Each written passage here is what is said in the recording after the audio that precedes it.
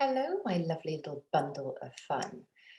I have got a concept for you today that I would love to share. And it comes because, well, frankly, I've had a slippy little relationship with schedules, with diaries, with time in general.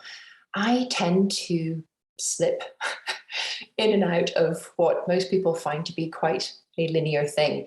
And so I have simply had to find different ways of managing the balance that time given to things provides me with in my life.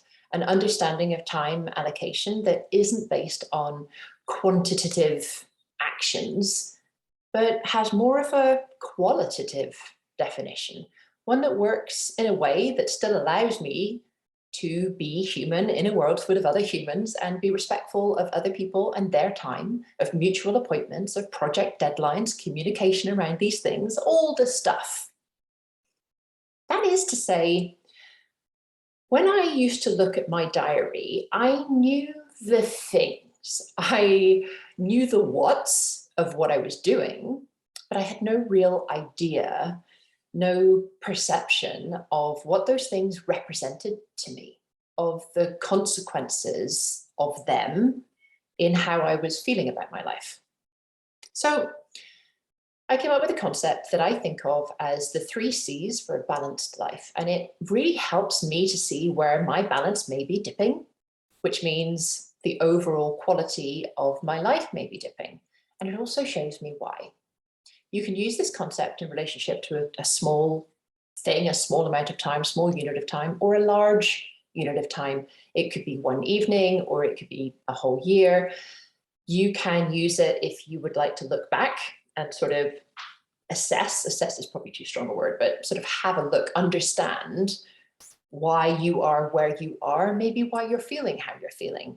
And you can also look to the future with it, and you can use it as like a framework, a plan for things that may be coming up. It's totally not a strict schedule. That sort of a thing just has never worked for me. So this is more like, one of my clients would call it a gesture drawing, a framework to see if the stool that you're sitting on is balanced, or maybe if one of the legs is a different length to the other. And it's simple because I like simple things. And it's effective because I like efficient things. Not having a great grip on time, I certainly don't want to spend it on doing something that isn't fun or that doesn't work or that takes forever. So the 3C's. The 3C's, you see what I did earlier on? I was talking about a stool with different legs, a three-legged stool. Anyhow, these 3C's, I'd love you to picture them in a triangle. And they are consumption, cross-pollination, and creation. Well, actually, technically, there are 5 C's, but 2 of them don't fit on the triangle. Well, I mean, they're not supposed to fit on the triangle. I'll get to them later. But for now, 3C's. The first one, consumption. So this is literally where I look at my physical and my mental intakes. And I know what the result of those intakes are by how I'm feeling. So there are 2 places that I look at to see what I'm intaking. They're my outer circle and my inner circle. My outer circle is my intake from life. That could be curated, or it could be a bit messy. It could be your Instagram feed. It could be the people that you spend time with, the places you go, the activities, the things that you do. It could be the words that I'm hearing. It's literally what I consume in my body and my mind from the outside world. And I think about, what's the feeling of all of this information that I'm digesting? How do I feel while I digest it? What's like the net result of this consumption? Some of those places I may be feeling shame for being me. Maybe the words, the environment do not support me and who I am. And some of the places I may feel very welcome, very supported. What am I paying attention to? What am I consuming intentionally? And crucially, what am I doing when I'm not paying attention? Or another way of thinking about that is like, what do I consume unintentionally? So Am I just picking up Netflix and watching something without intention? And is that a plus for me in my life, or is that not a plus for me in my life? And I get to figure that out from how I feel having digested. So that's the outer circle, but there's also an inner circle. How do I talk to myself? What are the words that I digest, that I offer myself, that I consume from me? What stories do I repeat about myself? All these things, this is consumption too. Who do I let in my mind? Well, for all the coaches out there, there is, for everybody, like even with this podcast, I am in your mind. Do I take care of who I let in my mind? Do I take care of who coaches me, whose advice I take, whose opinions I take on board?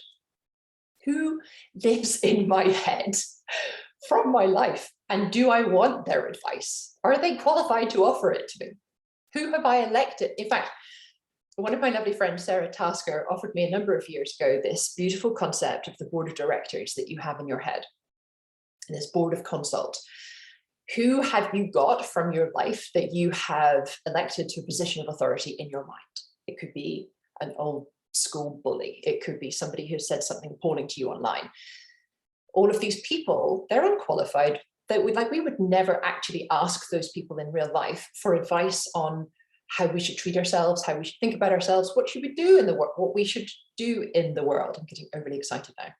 And yet, oftentimes, their voices, the echoes of them, live in our mind. And Sarah introduced me to this concept of the board of directors, and specifically the fact that I could sack them all. And I love that. And I love to offer that with a nod to her, to you today. You get to sack everybody whose opinion does not support you.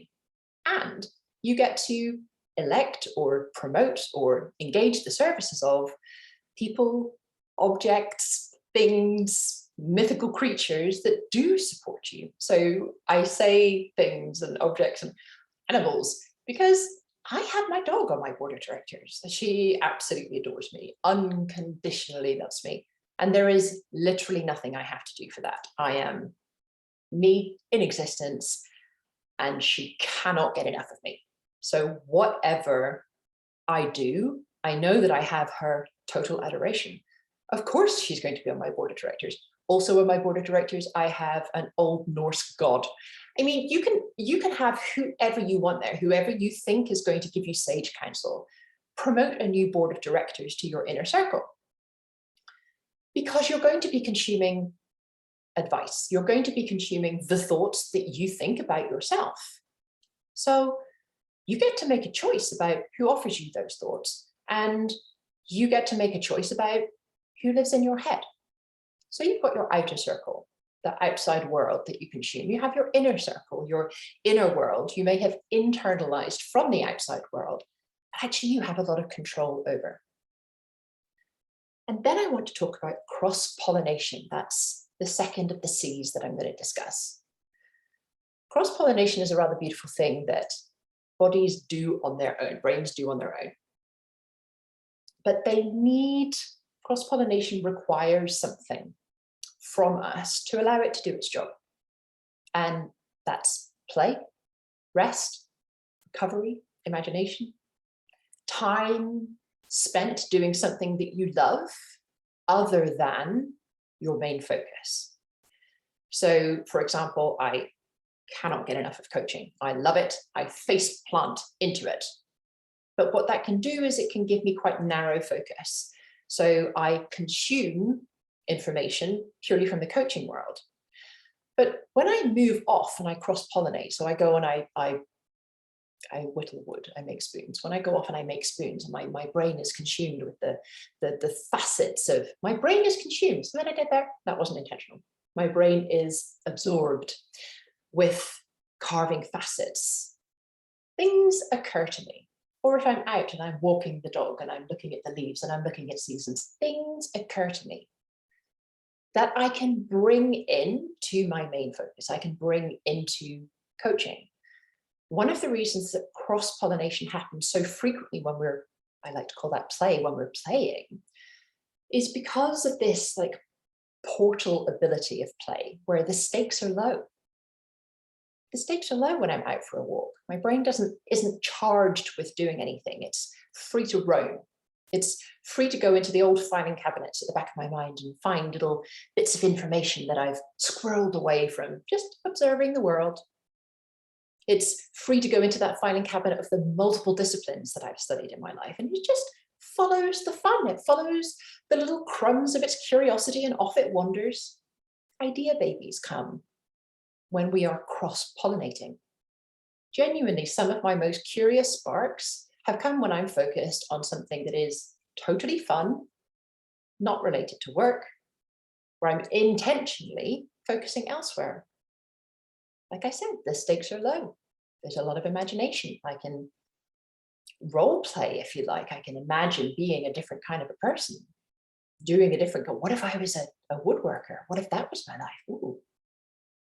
That mental rest away from the thing that it is that you love gives it space to breathe, gives it space to co-create on its own terms with the other things that are in your brain, the other little synapses and neurons. It's really rather wonderful.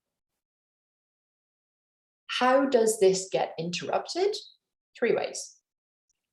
The first way that we don't allow ourselves to cross-pollinate is because we've been told that we're flaky. If we go off and we do something else, no, you have to stick at this one thing. Always do this one thing. You don't get to be curious about other things.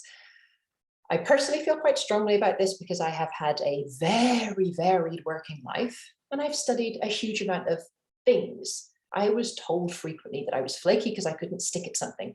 And actually, I'd rather think of it in terms of realizing capital. I stuck at something, in little speech marks, for as long as it was genuinely interesting to me. And frankly, if something's not interesting, it begins to feel like I've got fire ants inside me and I'm sitting on razor blades. I cannot stay doing something I find uninteresting. I simply cannot. So I would move off and I would go. And that has actually served me rather well because it physically distressed me to do something that I didn't want to do. It allowed me, if you like, in my mind, the ability to go and do something else. And I was called flaky. Of course, now I realize that the capital that was built up in those interests was realized when I moved to the next one, when I cross-pollinated with the next subject, with the next working environment. The chances are you, dear lovely, lovely listener, have zero problem working to find a solution to something or to stick at something, that you can do that. When I say no problem, I don't mean that it's easy for you to do. I mean that socially you have been trained to do that. But doubling down to get your results, if you don't want to be doing what you're doing, or you're so tightly focused on something to the exclusion of the rest of your life, isn't always the answer. Different perspectives, different spaces allow your brain to breathe and give awesome power and creativity. This is why diversity in groups is so important. People who have different experiences, different central nervous systems, different brains, different cultures equal a more benefits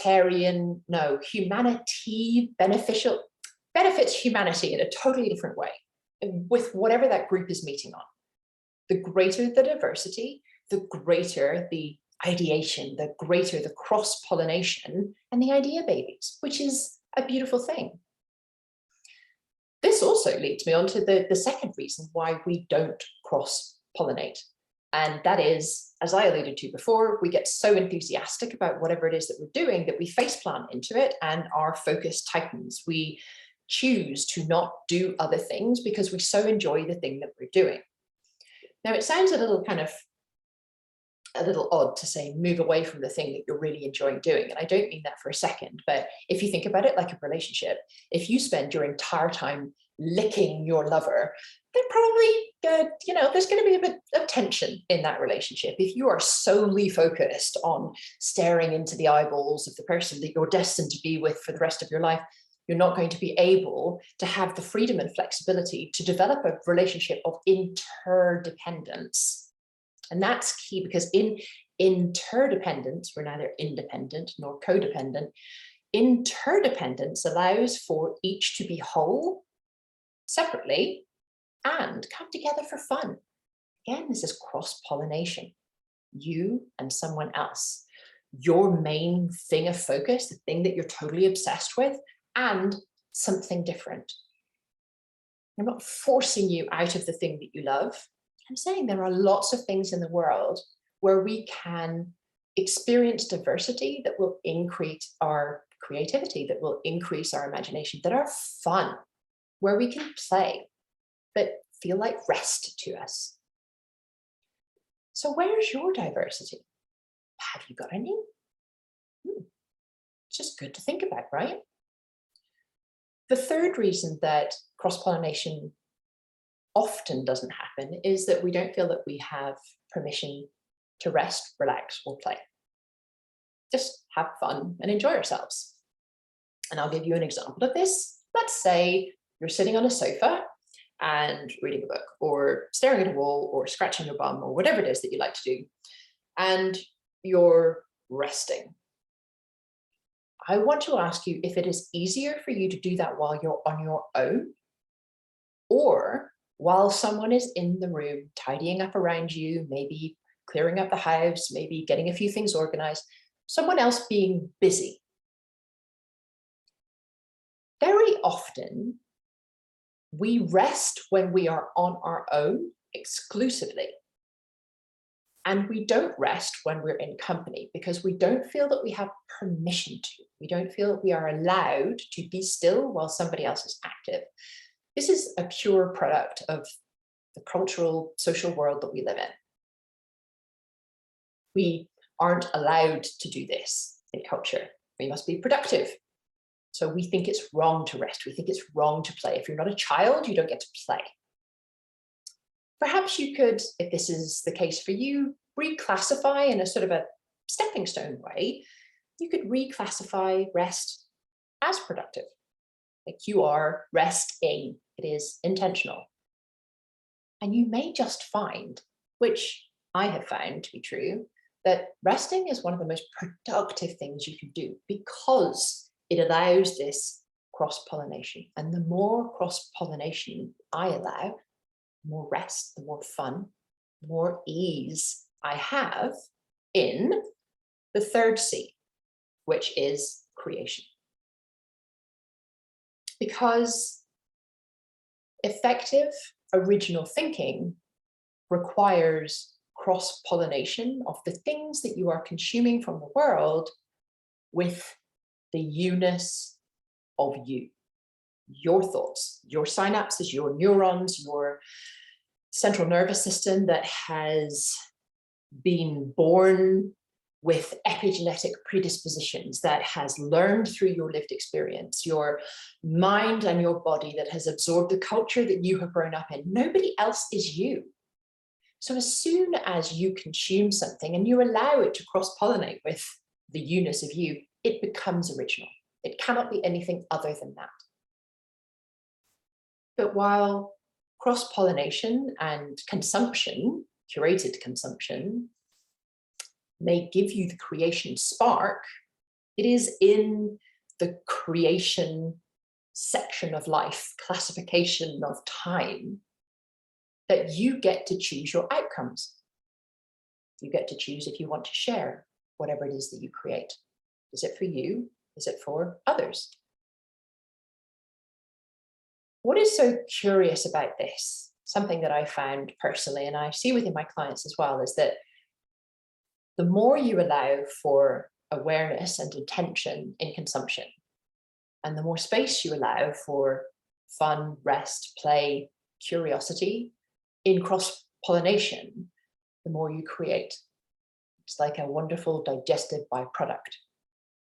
And here's the secret, because this part, this creation part, whatever you choose to do with it, actually holds the cure for scarcity. Ta-da! Yes, you're welcome. By that, I mean exactly what I've just said. The more you consume in an intentional way, and the more you allow space and rest and recovery, the more you create, the more you want to share. Because you understand that this process is limitless. You can literally create as much as you wish. You are a creation vessel, for want of a better expression. When it comes to deciding on whether you want to keep something for you or whether you would like to give it to the world, there is no value hierarchy there. It doesn't make something more valuable because you share it, or it doesn't make it less valuable because you don't, not at all. Creation can be wholly internal. It could be a new way of thinking, a new way of being, new habits. It could be joy seeking, finding a way to find joy. It could be in being a role model for all of these things to other people. It's not only, creation isn't only valued in the creation of a product. That's pure industrialism at play there. Your creativity is valued firstly in your recognition of the fact that you are creative, because 100% you are. I have yet to meet a human who is not creative. And it's valued in your choice to value it. And here's a little note on sharing. If you decide that you would love to share whatever it is that you create with other people, don't feel that you have to do that straight away. You get to protect your seedling until it is resilient to other people. That's not hiding. Never ever hide it. It is the equivalent of going into the sun and putting sun cream on, protection. Being aware of the world, and particularly if whatever you create is new or different, being aware that other people may not recognize it, may not understand it, may trample on it. Allow yourself the space for your creativity to grow in resilience before you share it. That's just, a little something that I would like to pass on to you. So, consumption, cross-pollination, and creation. There are three ways of seeing qualities in your time use. They can help you see how and why you may be out of balance if you are prioritizing one over the other, or if you are valuing one over the other. All three together as a system in balance are life. But I hear you cry. I live in the real world with other people and commitments. Thank you very much, imaginary person speaking off screen. Because that's the fourth C, commitments. Things in time that hold an agreement, a contract with other people. Meetings, deadlines, requirements of a role. Commitments are not in the triangle because they are an impactor on the triangle. They're an impact on those three qualities in the following ways.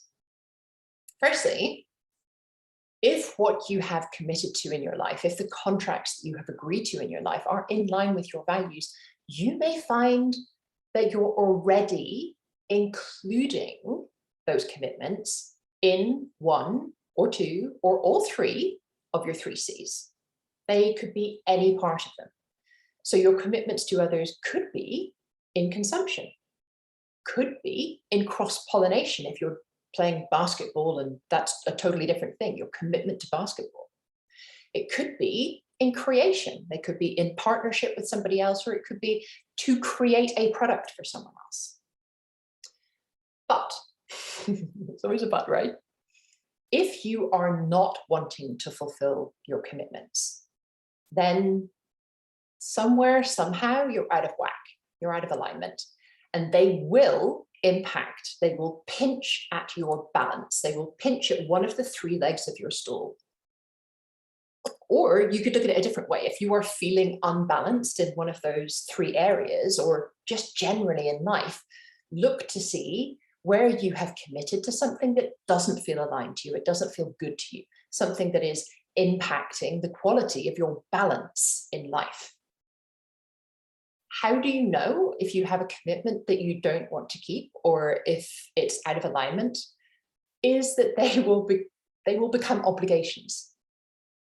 You will feel resentment. You'll feel anger, you'll feel irritation, you will avoid them, now listen, sometimes this is due to external factors, like there are people involved who weren't involved to begin with, situations have changed, yada, yada, yada, all these things. There's no problem with a commitment being something that you no longer want to keep. And it's really good to be clear on that. Because it brings me to the final C, which is what to do when you find these out of whack commitments. And that is coppicing. Every once in a while, it's an ancient woodland practice of sustainability. Every once in a while, old growth, old trees, old wood, mature growth, mature trees, mature wood gets pruned to make way for new growth. It's really important for you to actually know that in life you do not have to do anything. Just going to let that sink for a second, because I know there's a whole bunch of you that are going to totally disagree with me. But while you may have social training up the yin yang to say that you do have to do lots of things, you really don't. You don't have to do anything. You might choose to, because you don't want the consequences of not doing.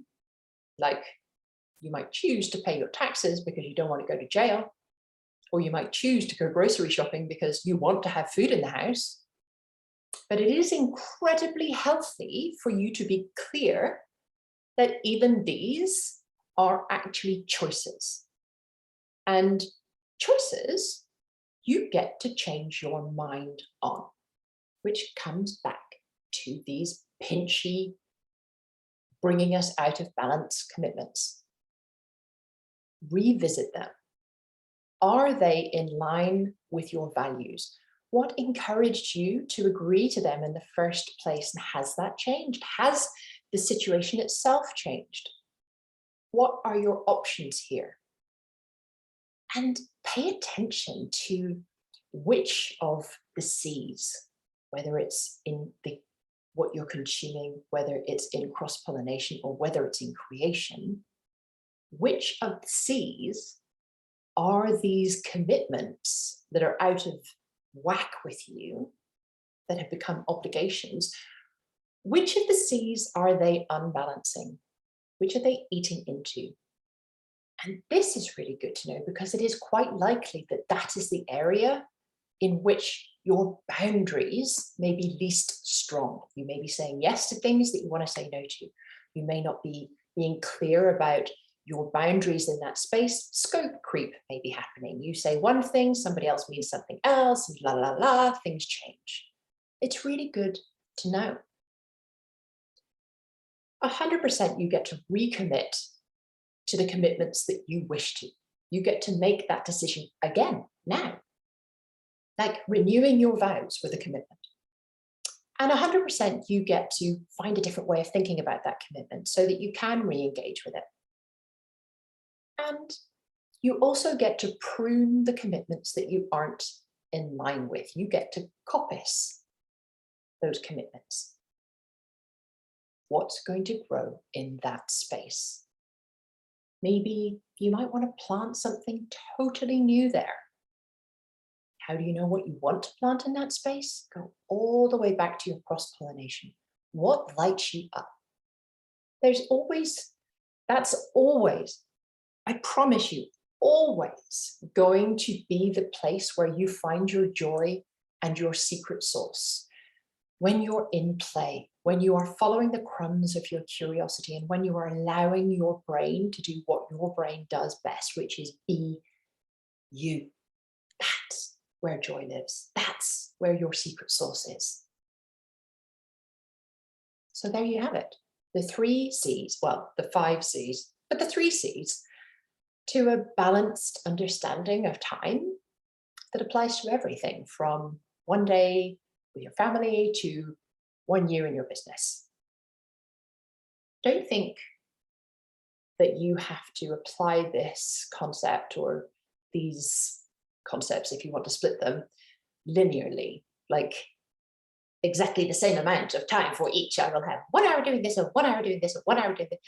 Because some of what I described will be weighted for you in a totally different concentration that's entirely dependent on you, entirely dependent on your intention. One intentional cross-pollination unit of time is worth 10 disjointed, unintentional, distracted whatevers of time. The more out of alignment it is, the more one commitment could have a deeply imbalancing impact on your life. And one morning of creation could feel equal in quantity to 10 of consumption. So take this framework, consumption, cross-pollination, creation. Where are you spending most time? Is that where you want to spend it? Is that what feels balanced to you? Where are your commitments pinching you off from your values? Can you find a way to recommit, or is a bit of coppicing in order? And I trust you to take these concepts and pull them apart, tease them out, find what works best for you and tweak them to see how they can benefit you in your life and your concept of balance. I look forward to speaking to you again soon.